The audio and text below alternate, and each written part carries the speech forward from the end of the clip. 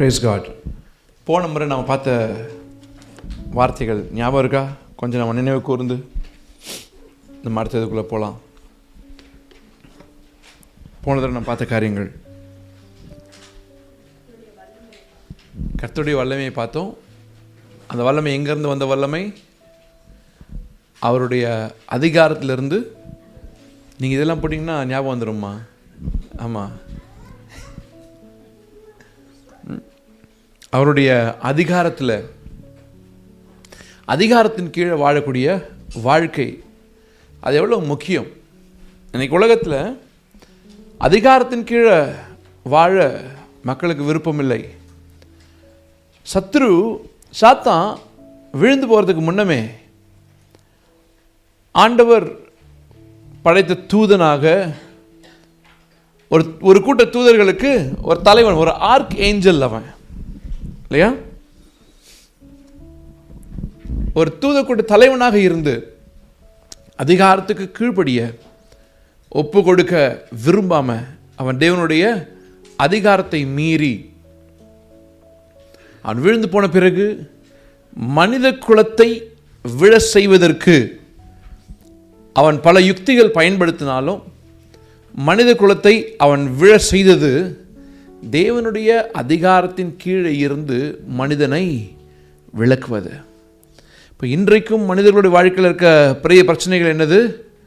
மனிதர்கள் அதிகாரத்துக்கு கீழே வாழ விரும்புகிறதில்லை. ஆண்டவர் வைத்திருக்கிற அதிகாரத்தின் கீழே நாம் வாழாத வரைக்கும் நம்மளுடைய வாழ்க்கையில் ஜெயம் எடுக்க முடியாது. ஆண்டவர் வைத்திருக்க அதிகாரத்துக்கு கீழே நம்மளை ஒப்பு கொடுக்காத வரைக்கும் நாம் திறமையுள்ளவர்களாக இருக்கலாம், பல ஸ்கில்ஸ் இருக்கலாம், பல அறிவு நமக்கு இருக்கலாம், பலவிதமான யுக்திகள் நம்ம கையாளலாம். ஆனால் அதிகாரத்துக்கு உட்படாத ஒரு வாழ்க்கை அது ஆசீர்வாதமாக இருக்கவே முடியாது.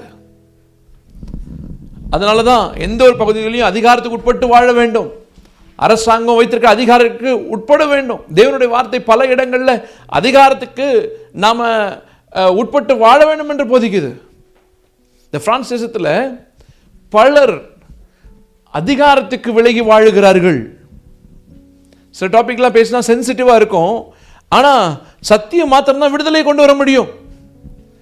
சத்தியத்தில் தவிர்த்து வேற எங்கே போனாலும் லெஃப்ட் ரைட் போனால் கிடைக்கவே கிடைக்காது. அதனால தான் ஆண்டோட வார்த்தை சொல்லுது. ஆண்டு சொல்ற, வலதுபுறம் இடதுபுறம் சாயாமல் கட்டளைகளை கைக்கொள். No left no right, go straight. என்னது அப்படிதானே? No left. சர்ச்சுக்கு வந்தாலும் லெஃப்டில் ரைட்லாம் பார்த்துட்டு இருக்கக்கூடாது. ஸ்ட்ரைட்டாக பாஸ்டரை பார்க்கணும்னு சொல்ல, ஸ்ட்ரைட்டாக ஆண்டரை மட்டும் பார்க்கணும். நீ பாஸ்டரே பார்க்க வேணாம். ஆமாம், பாஸ்டரும் பர்ஃபெக்டாக ஆகல, பாஸ்டரும் பர்ஃபெக்ஷனுக்குள்ளே நடந்துக்கிட்டு இருக்காரு. ஆமாம், பாஸ்டர் பர்ஃபெக்ட் ஆகிட்டாருன்னா பாஸ்டர் வந்து என்ன பண்ணுவார்? டிஸப்பியர் ஆகிருப்பார், கண்ணுக்கு முன்னாடி எழுந்திருக்க மாட்டார், அது டேக் ஆஃப் பண்ணியிருப்பார். அவன் பாஸ்டர் இன்னும் பர்ஃபெக்ட் ஆகிறதுக்காக கர்த்தர் என்ன பண்ணியிருக்காரு? அப்படிதான் நம்மளெல்லாம் யாருக்கு ஏன் பூமியில் வச்சுருக்காரு தெரியுமா? நம்மளாம் ஏன் இன்னும் டேக் ஆஃப் ஆகல? சொல்லுங்களேன். இன்னும் பர்ஃபெக்ட் ஆக வேண்டியது இருக்கு இல்லையா? அநியாயம் செய்கிறவன் இன்னும், அசுத்தமாக இருக்கிறவன் இன்னும், நீதி உள்ளவன் இன்னும். அப்போ நான் நீதி செஞ்சுட்டேங்க அப்படின்னு முடிச்சிட முடியுமா? இன்னும் செய்ய. பரிசுத்தம் உள்ளவன் இன்னும், பரிசுத்தம் ஆயிட்டேன்னு சொல்லி முடிச்சிட முடியுமா? இல்லை. Keep on doing it.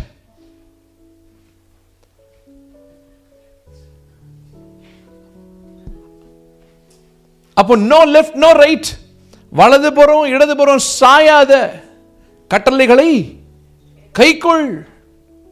அப்போ அதிகாரத்துக்கு உட்படாம லெஃப்ட் ரைட் எந்த வித்தைகளை கையாள பார்த்தாலும் ஒன்றும் நடக்காது. இந்த தேசத்தில் பார்க்குற பல காரியங்களில் தேவனை குறித்து ஒரு இதுவே இல்லை. ஒருத்தர் இதெல்லாம் சொன்னால் நீங்கள் கோச்சிக்கிட்டாலும் பரவாயில்ல, நீங்கள் கோச்சிக்க மாட்டீங்க. நான் அன்பு நல்லதான் சொல்கிறேன், நல்லதான் சொல்கிறேன், உங்களுக்கு தெரியும். சபையில் இங்கே இல்லை, அங்கே நம்மளோட சபையில் பிளாக்ல வேலை செய்கிறார். ஓகே, இல்லை அவருக்கு வந்து வேறு ஏதோ பேப்பர் வச்சு வேலை செய்கிறார். ஆனால் பிளாக்ல பேப்பர் இல்லாமல் வேலை வருமானம் என்ன பண்ணுறது? அப்போ வேலைக்கு சொல்கிறாங்க. அப்போ சொல்லும் பொழுது அவர் சொல்கிறாரு, கடையில் அலிமோன் தசியம் கடையில் வேலை செய்யணும். அப்போ அந்த இடத்துக்கு சொன்னதுக்கு அந்த சகோதரன் சொல்லியிருக்காப்புல, இல்லை அங்கே வேலை செய்ய முடியாது, ஏன்னா விற்கும் போது ஆல்கோஹால்லாம் கையில் எடுத்து விற்க வேண்டியது இருக்கும் அப்படின்னு சொல்லியிருக்கிறார். அவர் சொல்லியிருக்காரு, அது பார்த்தாலாம் எங்கே செய்ய முடியுமா, எல்லா கடையிலையும் அது விற்க தானே செய்கிறாங்க, கடையில் வேலை செஞ்சால் அது செய்யணும் தானே, அது சாதாரண விஷயம் தானே, அது பரவாயில்ல அப்படின்னு இருக்காரு. அவங்க சொல்லியிருக்காங்க, இல்லை நீங்கள் பாஸ்டர் கிட்ட வேணால் கேளுங்க, பாஸ்டர் சொல்லியிருக்காரு அதெல்லாம் செய்யக்கூடாது, நீங்கள் பாஸ்டர் கிட்ட வேணால் கேளுங்க. பாஸ்டர் இப்படி தான் சொல்லுவார், ஆனால் அது பரவாயில்ல.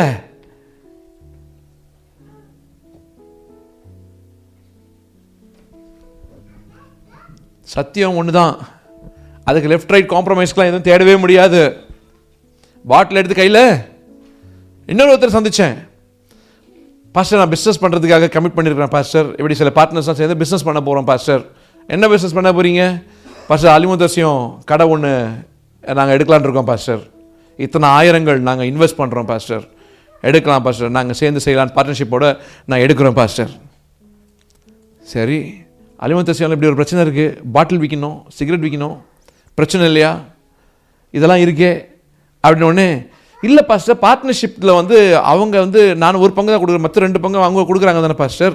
அதனால் நான் கேட்டேன், யார் காசுலேருந்து பாட்டில் வாங்குறாங்கன்னு தெரியுமா, பாட்டில் வைக்கிறாங்க தெரியுமா? இல்லை பாஸ்டர், நான் போய் அதை கையில் எடுத்து வைக்க மாட்டேன் பாஸ்டர், வேறு யாராவது விற்க வைப்பேன், உங்கள் கடையில் தானே வாங்கி விற்கிறீங்க. இப்போ நீங்கள் போடுற காசு எங்கே போகுது? ஆல்கோஹால் வாங்குறதுக்கு காசு போடுறீங்க, அப்போ எங்கேருந்து காசை பெற்றுக்கொண்டீங்க, எதுக்கு நீங்கள் இன்வெஸ்ட் பண்ணுறீங்க, அதை வாங்கி எங்கே கொடுக்குறீங்க? அப்போது நான் எடுத்து காமிச்சேன், கொரிந்தியரில் நம்ம இருளுக்கும் வெளிச்சத்துக்கும் ஐக்கியம் எது, ஒளிக்கும் இருளுக்கும் ஐக்கியம் எது, விசுவாசிக்கும் அவ்விசுவாசிக்கும் ஐக்கியம் எது, கிறிஸ்துவுக்கும் பேலியாளுக்கும் இசைவேத, நீங்கள் அசுத்தமானதை தொடாதிருங்கள் என்று இருக்க.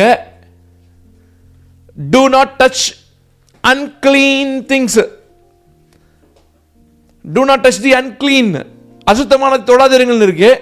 அப்போ இதை எடுத்து கொடுக்கலாமா? இது சுத்தமானதானா, பரவாயில்லையா, எடுத்து கொடுக்கலாமா? அவர் சொன்னார், பாஸ்டர் நான் எடுத்து கொடுக்கல, வேறு யாரும் எடுத்து கொடுத்து குடிக்க தானே பாஸ்டர், நான் கொடுக்கலனாலும் குடிக்க தானே போகிறாங்கன்னாரு. நான் சரி பரவாயில்ல, போகிறது போட்டோம், ஏன் உன் கையில் போகணும்? நான் கேட்டேன், எங்கேயோ யாரோ காரில் இடிச்சு செத்தாங்கன்னா பார்த்தா பரிதாபப்படுறீங்க, உங்கள் காரில் இடிச்சா என்ன பண்ணுவீங்க கேட்டேன். என்ன பாஸ்டர் அப்படின்னாரு. நான் சொன்னேன், உங்கள் கையிலேருந்து வந்துச்சுன்னா ஒரு பாதிப்பு வருதுன்னு, அதே மாதிரி தான் ஏன் உன் கையிலேருந்து எடுத்து கொடுக்குற? அவங்க செய்கிறாங்க, நீ அதே மாதிரி செய்யணுமா? அவங்க இருளில் வாழ்கிறாங்க, நீ வாழணுமா? அவங்க தூண்டுறாங்க, நீங்கள் தூண்டணுமா? எவ்வளோ காம்ப்ரமைஸ்! அதிகாரத்துக்கு கீழ்ப்படிதே கிடையாது. மேலான அதிகாரம் என்று ஒன்று இருக்கு, எல்லாவற்றுக்கும் மேலான தேவனுடைய அதிகாரம் ஒன்றும் இருக்கு. அவருடைய வார்த்தை சொல்லுது, விசுவாசிக்கும் அவ்விசுவாசிக்கும் சொந்தம் இல்லை. கல்யாணம் பண்ணும் பொழுது அவ்விசுவாசியை போய் கல்யாணம் பண்ண கூடாது. பிரச்சனை என்னன்னா, நிறைய பேர் பார்க்காத பிரச்சனை. இப்படி இன்னொருத்தர் வந்தாரு, வித்தியாசமான பல மக்கள் நான் சந்திக்கிறேன். இன்னொருத்தர் வந்தார், இதெல்லாம் நிறைய ஒரு 25 to 40 வயசுக்குள்ள இருக்க ஆட்கள் பண்ற விடுற சேட்டை தான் இதெல்லாம். இன்னொருத்தர் வந்தாரு, அவரு நான் லவ் பண்றேன் அப்படின்னாரு. அந்த பொண்ணு தான் கல்யாணம் பண்ணலான்னு இருக்கேன், ஒரு இந்து பொண்ணு. அது சொன்னார், எங்கள் அப்பா அம்மாலாம் என்னம்மா சொன்னாங்க, ஏன்னா அவர் நமக்கு தெரிஞ்ச சபைக்கு போகிறவங்க, அப்பா அம்மாலாம் ஆனால் பழக்கம் இல்லை, அந்த சபைக்கு போகிறாங்க. அப்போ அப்பா அம்மாலாம் என்னம்மா சொன்னாங்க? அப்பா அம்மா ஒன்றும் சொல்லல, அவங்க ஓகேன்னு சொல்லிட்டாங்கன்னு சொன்னார். நான் சொன்னேன், உங்கள் அப்பா அம்மா சபைக்கு போகிறவங்க தானே, எப்படி ஓகேன்னு சொன்னாங்க? சின்ன வயசுலேருந்து அவர் அந்த சபையில் வளர்ந்துருக்கிறாரு, எப்படிம்மா ஓகே சொன்னாங்க? ஏன்னா எங்கள் அப்பா முஸ்லீமா, அம்மா இந்து, அவங்க 2 பேருமே கல்யாணம் பண்ணாங்க. ஏமா 2 பேருமே விசுவாசியும் கிடையாது, அவங்க 2 பேரும் அறியாமையின் காலையில், அவங்க 2 பேருக்கும் பிரச்சனையே கிடையாது, 2 பேருமே அவ்விசுவாசி கல்யாணம் பண்ணிட்டாங்க. கல்யாணம் பண்ணதுக்கப்புறம் தான் விசுவாசத்துக்குள்ளே வந்தாங்க. விசுவாசத்துக்குள்ளே வந்ததுக்கப்புறம் உனக்கு எப்படியா அப்படி சொன்னாங்க? நான் சொன்னதுக்கப்புறம் சர்ச்சைக்கு வரல, நான் ஃபோன் எடுக்கல, ஒன்றும் செய்ய முடியாது, மனம் திரும்பி வரட்டும். அப்படியே வந்திருந்தாலும் பரவாயில்லை, நான் அவர் என்ன பண்ணியிருப்பேன், மனம் திரும்பி நடத்திருக்கலாம். ஆனால் என்ன செய்துட்டாரு, வரல. நான் சொன்னேன் தம்பிக்கிட்ட பேசும்போது, தம்பி நீங்கள் வெளியோட்டமாக பார்க்குறீங்க, இதுக்கு பின்னாடி இருக்க ஸ்பிரிச்சுவல் பிரச்சனை நீங்கள் பார்க்கணும். இந்த பிஸ்னஸ் பண்ண வந்த ஆளுக்கும் நான் சொன்னேன், பிஸ்னஸ் பார்ட்னர் சரியில்லை, பிஸ்னஸ் பார்ட்னர் அவிசுவாசி. இதெல்லாம் தெரிஞ்சுக்கோங்க. உங்களோட யாருக்கிட்டே அப்படியெல்லாம் பிஸ்னஸ் பண்ணும்போது பார்ட்னர்ஷிப் பண்ணி நினச்சா, ஒரு அவிசுவாசி இவட பண்ணலாமா நினச்சா பைபிளில் கிளியராக இருக்குது. நான் சொன்ன அந்த நபருடைய அப்பா ஊழியக்காரரு, அவருக்கு யாரோ பாஸ்டர், நான் கேட்டேன், ஜெபிச்சிங்களா தம்பி, இப்படி ஒரு பார்ட்னர்ஷிப்புக்குள்ளே போகிறீங்களா, ஜெபிச்சிங்களா வியாபாரத்துக்கு? அவர் சொன்னார், ஆமாம் நான் ஜெபிச்சேன் பாஸ்டர், எங்கள் அப்பா சொன்னார் பரவாயில்ல செய்யின்னு சொன்னார். இன்னொரு பாஸ்டர் எங்கள் வீட்டுக்கு வருவார், அவர் சொன்னார் நீ கரெக்டான ரூட்டில் போகிற மாதிரி இருக்குது தம்பி, நீங்கள் செய்யுங்கன்னாரு. நான் சொன்னேன் அந்த பாஸ்டரை பற்றி நான் எதுவும் சொல்ல மாட்டேன், எனக்கு எதுவும் இது கிடையாது, அவர் யார் என்ன ஏதுன்னு தெரில, இந்த ஊரில் இல்லை அங்கே நம்ம ஊரில் என்ன ஏதுன்னு தெரில, ஆனால் தம்பி பைபிள் என்ன இருக்குன்னு மட்டும் காமிச்சேன் தம்பின்னு எல்லாத்தையும் நான் விழாவாரியா புதிய ஏற்பாட்டிலையும் பழைய ஏற்பாட்டில் இருக்கிறது எல்லாத்தையும் அவர் கண்முடி எடுத்து காமிச்சேன். கல்யாணத்தில் பார்ட்னர்ஷிப் அவிசுவாசியோட பண்ணுற பிரச்சனை என்ன, வியாபாரம் அவிசுவாசியோட பண்ணுற பிரச்சனை என்னன்னு தேவனோட வார்த்தையில் இருக்கிறது எல்லாத்தையும் திட்டம் தெரியுமா எடுத்து காமிச்சேன். பாஸ்டர் இப்போ எல்லாம் தெரியுது, இவ்வளோ நாள் தெரியல, இது யாரும் இத்தனை பேர் இவ்வளோ பாஸ்டர் சொல்லி குத்தி யாருமே எனக்கு காமிக்கவும் இல்லை, இப்போ தெரிஞ்சிருச்சு, ஆனால் ஏற்கனவே கமிட் ஆகிட்டேன் பாஸ்டர்னாரு. நீ உண்மையாகவே சத்தியத்துக்கு கீழ்ப்படினோன்ற விருப்பத்தோடு இருந்தனா அந்த மனசோட போய் ஜெபிச்சா இன்னைக்கும் கர்த்தர் உனக்கு அற்புதம் செய்வார். ஏன்னா கடை தொடங்கல சொல்லி அவரும் இன்னைக்கு சபைக்கு வரல.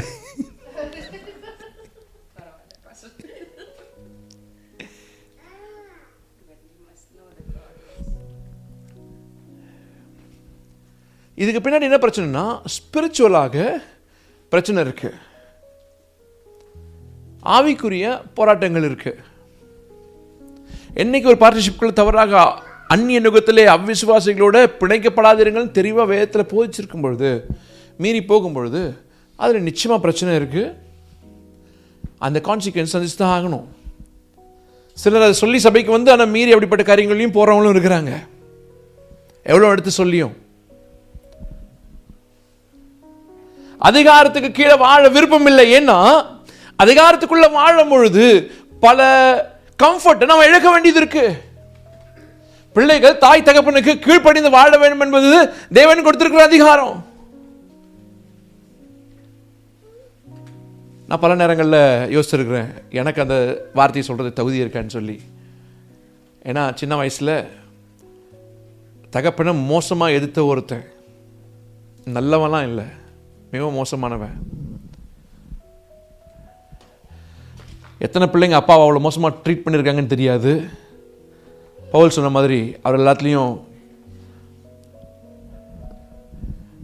எல்லாத்துலேயும் மோசமான பாவின்னா அப்படின்னு பவுல் சொன்ன மாதிரி, பாவிகளை பிரதான பாவி, பெரிய பாவி நான் சொன்ன மாதிரி நான் அப்படி தான் இருந்தேன். என் பக்கம் நியாயம் இருந்துச்சு தான் அப்படின்னு நான் சொல்லிக்கிட்டேன். ஒரு பக்கம் நியாயம் இருந்துச்சு, ஆனால் இன்னொரு பக்கம் நியாயம் இல்லை. ஏன் நான் அப்படி பண்ணன்றதுக்கு ஒரு நியாயம் வச்சுருந்தாலும் ஏன் நான் அப்படி பண்ணிருக்க கூடாதுன்னு இன்னொரு ஒரு தேவனோட நியாயம் இருக்குது.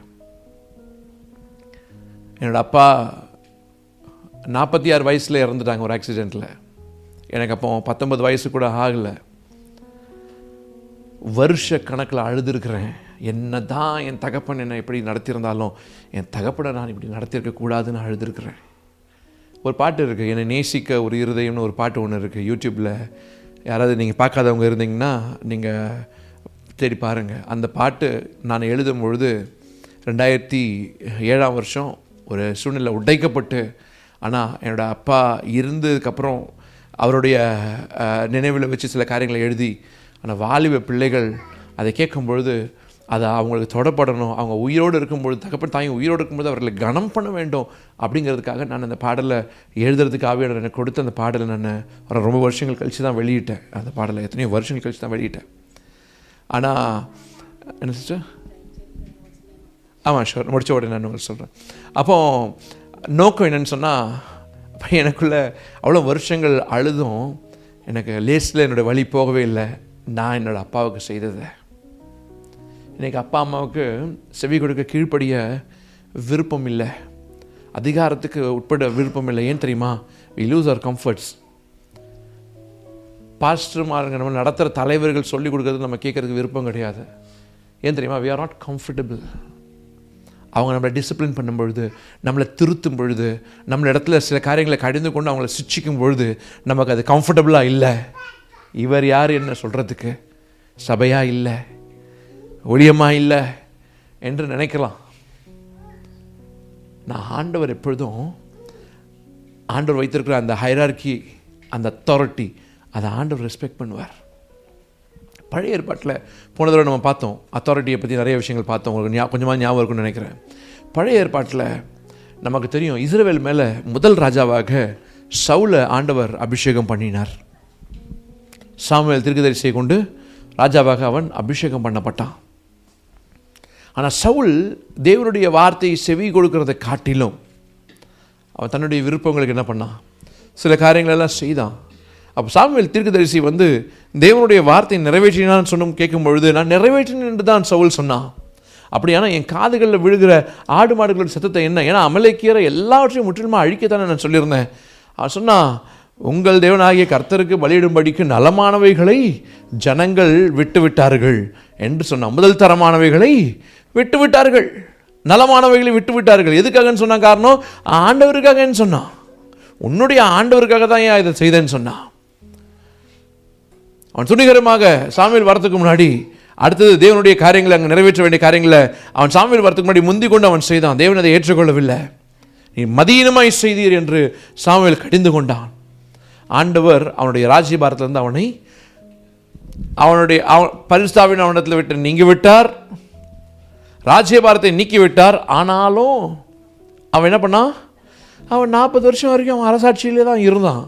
அவன் நடந்த அடுத்த சம்பவம் பார்த்தீங்கன்னு சொன்னால், கொஞ்சம் நாட்களுக்குள்ள என்ன நடக்குதுன்னா, ஆண்டவர் சாமுவேல் உட்காந்து அழுதுகிட்டு இருக்கார், இப்படி ஆகி போச்சுன்னு சொல்லி. நீ இன்னும் அழுதுகிட்டு இருக்காத இவனுக்காக, நான் தள்ளின இவனுக்காக போய் எதுக்கு அழுதுகிட்டு இருக்க, நீ எழுப்பி புறப்பட்டு என்ன பண்ணு, அங்கே யூதா கோத்திரத்தில், இவன் பென்யமீன் கோத்திரம், இவன் யாரு சவுல், இந்த யூதா கோத்திரத்தில் இவன் இருக்கிறான், ஈசாயின்னு ஒருத்தன் இருக்கிறான், அவன் பிள்ளைங்க இருக்கிறாங்க, அவன் பிள்ளைங்களை ஒருத்தனை போய் என்ன பண்ணு, நீ அபிஷேகம் பண்ணு என்று சொன்னதெல்லாம் நடந்து, இவன் அபிஷேகம் பண்ணப்பட்டும் அவன் அபிஷேகத்தை இழந்தும், ஆனாலும் இவன் பண்ணப்பட்டவன் உடனே அரசாட்சிக்கும் வரவில்லை, இழந்தவன் உடனே அரசாட்சியை விட்டு போகவும் இல்லை. அப்படியெல்லாம் என்ன அர்த்தம் தெரியுமா? நம்ம நிறைய நேரத்தில் அதிகாரத்தின் கீழே வாழ்கிறோமா வரலையான்றதை ரொம்ப கூர்ந்து கவனிச்சுட்டே இருக்க வேணும். ஏன்னா நம்ம அதிகாரத்துக்கு கீழே இருந்து நம்ம போன பிறகு நம்ம ஆசீர்வாதத்தையும் அபிஷேகத்தையும் இழந்தது கூட தெரியாமல் நம்ம இருக்கிற வல்லமையை வச்சு வாழ்கிறதுனால கர்த்தர் நம்மளோட கூட தான் இருக்கிறாருன்னு நினச்சி நம்ம அறியாமையில் வாழ்கிறோம். ஆண்டவர் உங்களை அபிஷேகத்தை விட்டார், இனி எப்பொழுதும் அது அப்படியே இருக்கும்னு நினச்சி ஏமாந்துடக்கூடாது. You have to test yourself. உங்களை சோதிச்சு பார்த்துட்டே இருக்க வேணும். உண்மையாவே கர்த்தர் என்னோட கூட இருக்கிறாரா, கர்த்தருடைய அபிஷேகத்தில் நடத்தப்படுகிறானா, கர்த்தருடைய அதிகாரத்துக்கு நான் இருக்கிறேனா ஆராய்ந்து பார்க்க வேண்டும். எங்கேயாவது கீழ்ப்படியாம இருக்கா, எங்கேயாவது மீறுகிறனா, எங்கேயாவது கர்த்தர் வைத்திருக்கிற அதிகாரத்தின் எல்லைகளை மீறுகிறனா ஆராய்ந்து பார்த்து கொண்டே இருக்க வேணும். சவுலுக்கு தெரியல, ராஜ்யபாரம் போனது தெரியாது அவனுக்கு. ஏன்னா 40 வருஷம் அதுக்கப்புறம் தொடர்ந்து ஆட்சி இருந்துன்னு இருக்கிறான். அவன் தானே ராஜா. அப்ப அவனுக்குள்ள வல்லமையாய் செயல்படுகிற வல்லமை அவனுக்குள்ள இருந்துச்சு. அத்தாரிட்டியில இருந்து போயிட்டான், பவர் மட்டும் இருந்துச்சு. அனாயிண்டிங் ஏற்கனவே பண்ணப்பட்டதுனால அவன் அப்படியே இருந்துட்டு நினைச்சிட்டான். But he lost his kingdom already. அப்போ நாம செயல்படுகிறதுனால, நம்ம வல்லமையாய் செயல்படுகிறதுனால, கர்த்தருடைய அத்தாரிட்டிக்குள்ள நான் இருக்கிறேன், கர்த்தரை நடத்துகிறார் என்று நாம ஏமாந்துடக்கூடாது. பிரசங்கம் பண்ற எனக்கும் அது பொருந்தும். நான் சோதிச்சு பார்க்க வேண்டும். என்ன நீங்க உங்களை சோதிச்சு பார்க்க வேண்டும். am I still under authority? இங்கேதான் ஒரு பிரச்சனை. நாம எல்லாம் ஆண்டவருக்கு இதற்கு கண்களில் பார்க்காத தேவனுக்கு கீழ்ப்படிவோம்னு சொல்லுவோம். ஆனா பார்க்கிற அப்பா அம்மாவுக்கு கீழ்ப்படிய மாட்டோம், பார்க்கிற தலைவர்களுக்கு கீழ்ப்படிய மாட்டோம், பார்க்கிற முதலாளிகளுக்கு கீழ்ப்படிய மாட்டோம், பார்க்கிற அதிகாரிகளுக்கு கீழ்ப்படிய மாட்டோம். ஆனா சொல்லுவோம் நான் ஆண்டவருக்கு கீழ்ப்படிவேன். இதான் நம்மளுடைய பிரச்சனை. ஆண்டு சொல்றாரு, கண்ட சகோதரனிடத்தில் அன்பு கூறாதவன் காணாத தேவனிடத்தில் எப்படி? அப்ப கண்ட சகோதரனை கனம் பண்ணாதவன் காணாத தேவனிடத்தில் எப்படி கனம் பண்ணுவான்? அப்ப கண்ட சகோதரனிடத்தில் அல்லது கண்ட தாய் தகப்பனிடத்தில், கண்ட அதிகாரியின் இடத்துல, தான் கண்ட தனக்கு மேல இருக்க அதிகாரத்தில் கீழ்ப்படியாதவன் காணாத அதிகாரத்துக்கு கீழ்ப்படுகிறேன் என்று எப்படி சொல்லிவிட முடியும்? ஆண்டவர் வைத்திருக்கிறார், எல்லா லெவல்லையும் அதிகாரத்தையும் ஹைரார்க்கியும் வைத்திருக்கிறார். அதை கடந்து வரத்தான் வேணும், அதுக்கு தலையை கொடுக்கத்தான் வேணும். எத்தனை பேர் என்னோட இருக்கிறீங்க இந்த நேரத்தில்? அல்லேலூயா. சத்துருடைய பெரிய தந்திரம் முதல் மனுஷனுடைய வாழ்க்கையில் விளையாடினது அதிகாரத்திலிருந்து அவனை தள்ளி போட்டான். ஆண்டவருடைய அதிகாரத்தின் கீழே இன்னைக்கு நிறைய டிவோர்ஸ் ஆண்டவருடைய அதிகாரத்துக்கு இடம் கொடுக்க விருப்பம் இல்லை, கம்ஃபர்ட் போயிடும். என்னிடத்துல ஊழியத்தில் இருக்கிறனால கணவன் மனைவி பிரச்சனைகளும் டிவோர்ஸ் பண்ணுன்ற காரியங்களும் நிறையா வருது உண்டு. நான் தெளிவாக சொல்லிடுவேன், இந்த பிரச்சனையெல்லாம் வச்சு டிவோர்ஸுக்கு பேசவே கூடாது. ஒருத்தரை மன்னிச்சு வெட்டு கொடுத்து கனம் பண்ணி வாழத்தான் வேண்டும். நான் ஒன்று மட்டும் என்னோடய பிரின்சிபல் ஒரே ஒரு காரியத்துக்கு நான் என்ன சொல்லுவேன்னு சொன்னால், ஒரு டெம்பரரி சொல்யூஷன் சொல்லுவேன். ஃபிசிக்கல் அப்யூஸ், ஒரு கணவன் மனைவியை அடித்து கொடுமைப்படுத்தினா அவங்க செத்து போயிடக்கூடாது, அவங்க ஏதாவது பாதிச்சிடக்கூடாது. அதனால் கொஞ்ச நாள் அப்பா அம்மா கிட்ட எங்கேயாவது இருங்குமான்னு சொல்லுவேன். இது என்னோடய பிரின்சிபல். பிரிஞ்சு போக சொல்ல மாட்டேன், அங்கேயும் டிவோர்ஸ் சொல்ல மாட்டேன். கணவன் திருந்துட்டோம், ஏன்னா பாதுகாக்க வேணும், இவங்க உயிரோடு இருக்கணுமே, வேற ஒன்றும் சொல்ல மாட்டேன். இல்லை தாங்கிட்டு அவங்க இருக்காங்கன்னு சொன்னால் அவங்களோட விருப்பம், முடியவே முடியாதுன்னு சொன்னாங்கன்னா அப்பவும் டிவோர்ஸ் போகாதீங்க, வேணா தாய் தகப்பன் வீட்டில் இருங்க. ஏன்னா தேவனோட வார்த்தை தெளிவாக சொல்லுது, தேவன் நினைச்சது மனுஷன் பிரியக்கூடாது. நான் ஞாபகம் இல்லை, இன்னைக்கு காலையிலேயே நேற்று ஞாபகம் இல்லை, ஒரு பிரபலமான ஒரு வேலைக்கார பிரசங்கர் சபையில் அவர் போல்டாக ப்ரீச் பண்ணிருக்காரு. நான் அதை படித்தேன். அவர் கண்டிச்சிருக்கிறார்,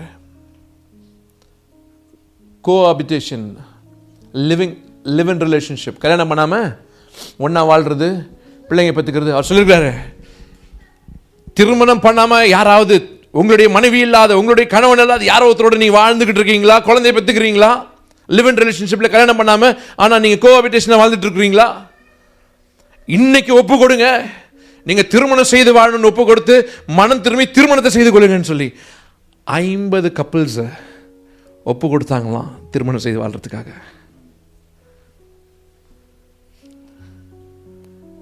அத்தாரிட்டி கிட்ட வாழ்றதுல நாம என்ன நினைக்கிறோம்னு சொன்னா அது ரொம்ப கஷ்டம்னு நினைக்கிறோம். ஆனா அத்தாரிட்டிக்குள்ள தான் சுதந்திரம் இருக்கு. அத்தாரிட்டி கீழே வாழ்றதே சுதந்திரம் இருக்கு. அத்தாரிட்டி கீழே வாழ்ந்த வரைக்கும் ஆதாம் இடத்துல அத்தாரிட்டி இருந்துச்சு, ஆதாம் இடத்துல ஆளுகை இருந்துச்சு. தேவனுடைய வார்த்தை சொல்லுகிறது, தேவனுக்கு கீழ்ப்படிந்திருங்கள், பிசாசுக்கு எதிர்த்து நில்லுங்கள், அப்பொழுது அவன் உங்களை விட்டு ஓடி போவான். எப்பொழுது ஓடி போவான்? நீங்க தேவனுக்கு கீழ்ப்படிந்து இருந்து பிசாசுக்கு எதிர்த்து நிற்கும் பொழுது. நான் போன தடவை பார்த்தோம், இதெல்லாம் இல்லாத ஒருத்தர் என்ன பண்ணா, போயிட்டு பவுல் சொல்லுகிற இயேசுவின் நாமத்தினால போ பிசாசு அப்படின்னா அது வந்துச்சு. அது ஏய் என்ன பேச்சு பேசுற, பவுலையும் தெரியும் இயேசுவையும் தெரியும், நீ யாரா நடுவில் ஜோக் பண்ற, நீ என்னடா காமெடி பண்ணிக்கிட்டு இருக்க நடுவில் சொல்லி அவனை சட்டை கிட்டலாம் உருவி ஓட விட்டுச்சு. 7 பேர் ஓடுறானுங்க, தெரிய ஓடுறானுங்க. என்ன பிரச்சனை? இவன் ஒரு அத்தாரிட்டி கீழே இல்ல, ஆனா இவனுக்கு ஒரு அத்தாரிட்டி செயல்படும் இவன் நினைச்சிட்டு இருக்கான். இல்ல, இன்னைக்கு நிறைய வாழ்க்கையில பிசாசு நம்மளை மேற்கொள்றதுக்கு காரணம் நம்மளுடைய சப்மிஷன் அத்தாரிட்டி கீழே இல்லாதனால தான். உங்க வாழ்க்கையில நீங்க வெற்றி எடுக்கிறதுக்கு ஒரே வழி சப்மிட் டு அத்தாரிட்டி. அது கவர்மெண்ட் அத்தாரிட்டியா சப்மிட் பண்ணுங்க. ஆண்டவருடைய அத்தாரிட்டிக்கு கீழ்ப்படியாத ஆதாயமே வேண்டாம் என்று தூக்கி எறிய கற்றுக்கொள்ள வேண்டும். ஆண்டவருக்கு அந்த அத்தாரிட்டி கீழே இல்லாத எனக்கு எதுவுமே தேவையில்லை. எனக்கு அப்படி ஒரு டாக்குமெண்ட் தேவையில்லை, எனக்கு ஒரு அப்படி வேலை தேவையில்லை, அப்படி ஒரு வருமானம் தேவையில்லை, எனக்கு ஒன்றுமே தேவையில்லை. ஆக்சுவலா நம்ம நினைச்சிட்டு இருக்கிறோம், ஆனா நம்மளோட ஃப்ரீடம் நாம இழந்துகிட்டு இருக்கிறோம். நான் கண்களில் பார்த்திருக்கிறேன், யாரெல்லாம் அத்தாரிட்டிக்கு மீறி துணிகரமாக செயல்படுகிறார்களோ அவங்களுடைய ஃப்ரீடம் அவர்கள் இழந்திருக்கிறார்கள்.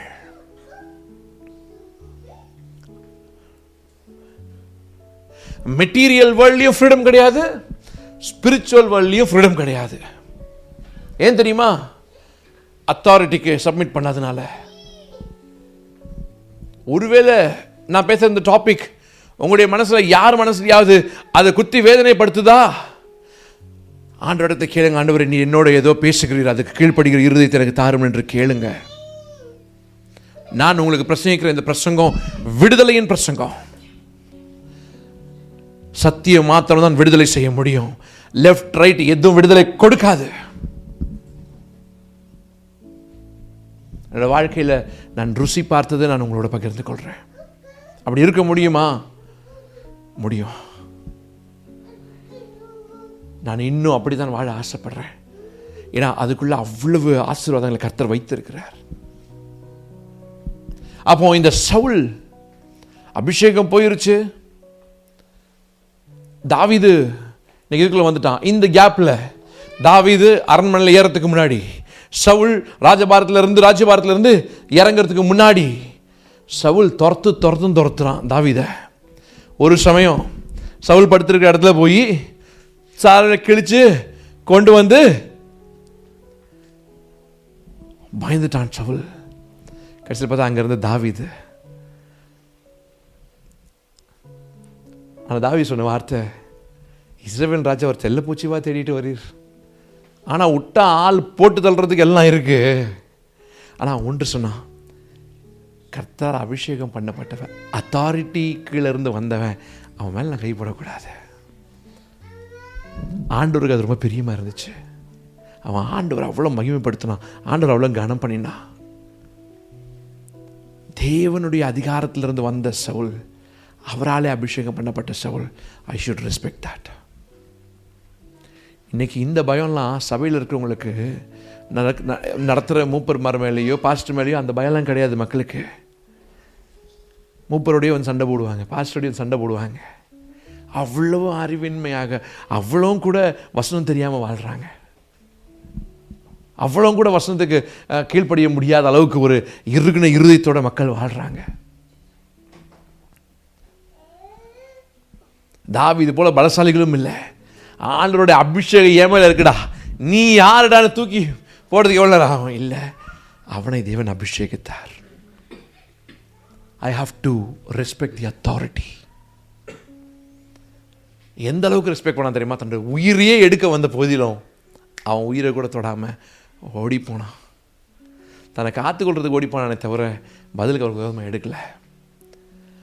சவுல் சொல்கிறான், என்னை குத்தி போட்டுறியா, அவன் கையில் சாகிறதோட உன் கையில் செத்துடுறேன். எவன் குத்தி போட்டானோ அவனை போட்டு தள்ளிடுறான் தாவீது. எப்படியா தொடுவ அபிஷேகம் பண்ணவனே, எப்படியா தொடுவ அபிஷேகம் பண்ணவனே, கர்த்தரால் அபிஷேகம் பண்ணவனே, நீ தொற்றுவியா? நீ ஏன் தாவீது இவ்வளோ பெருசாக உயர்த்தப்பட்டான்? He respected the authority.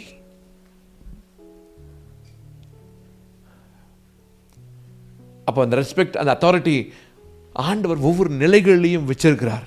எல்லாத்துக்கும் மேலான அதிகாரம் அவர். ஆண்டவராகிய இயேசு சொன்னார், வானத்திலும் பூமியிலும் சகல அதிகாரமும் எனக்கு கொடுக்கப்பட்டிருக்கிறது, அவரால் என்று ஒரு அதிகாரமும் இல்லை என்று ரோமர் 13ஆம் அதிகாரத்தில் அப்போஸ்தலனாகிய பவுல் எழுதி வச்சிருக்கிறார். முதல் சில வசனங்களை வாசிக்கலாமா? ரோமர் 13 முதல் சில வசனங்களை வாசிக்கலாம்.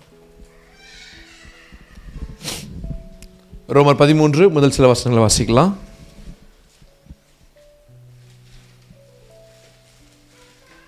மனுஷனும் மேலான அதிகாரம் உள்ளவர்களுக்கு கீழ்ப்படிய கடவன். எந்த மனுஷனும் கீழ்ப்படிய கடவன்.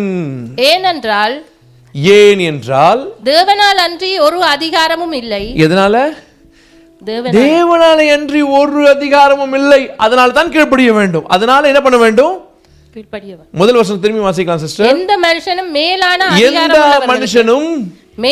அதிகாரம். இந்த மேலான அதிகாரம் யாரை பத்தி சொல்லப்படுகிறது?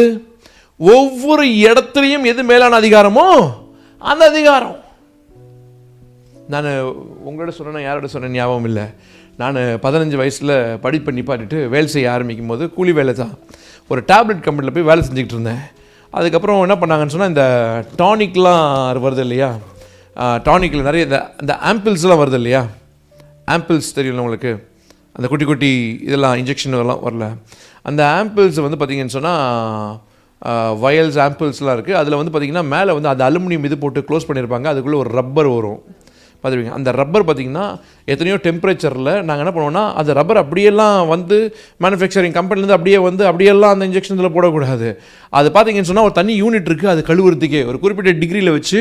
அது ஸ்மெல்லாம் ரொம்ப மோசமாக இருக்கும். அந்த இடத்துல அது அவ்வளோ இதுக்குள்ளே போட்டு, அந்த மெஷினுக்குள்ளே போட்டு அவ்வளோ டிகிரியில் டெம்பரேச்சரில் அதை வாஷ் பண்ணி, ஒரு தடவைக்கு 2 தடவை வாஷ் பண்ணி அதை எடுத்து அதை சுத்தம் பண்ணி இவ்வளோ வேலைங்க செய்வாங்க. அப்படி தான் அதுக்குள்ளே போடுறாங்க. டேரக்டராக அப்படி போடுறது இல்லை. அப்போ அதில் வேலை செஞ்சுட்டு இருக்கும்போது சில நேரத்தில் சில வேலைகளுக்கு ஒரு ஆள் என்ன பண்ணுவார்னா, அங்கெல்லாம் பார்த்தீங்கன்னு சொன்னால் அந்த மெடிக்கல் இது ரேப் பண்ணுறதுனால அந்த ஒயிட் அந்த கோட் ஒன்று போட்டுட்டு அந்த மேலே அந்த ஜிலே ஒன்று போட்டுட்டு தான் என்ன பண்ணுவோம், நம்ம அந்த வேலைகளை செய்வோம். அப்போ ஒருத்தர் வராரு. இப்போ நம்ம எல்லாம் சிலை போட்டுருக்கனால அவங்களும் சிலை போட்டுருக்கனால யார் என்ன அது நம்மளுக்கு ஒன்றும் தெரியாது.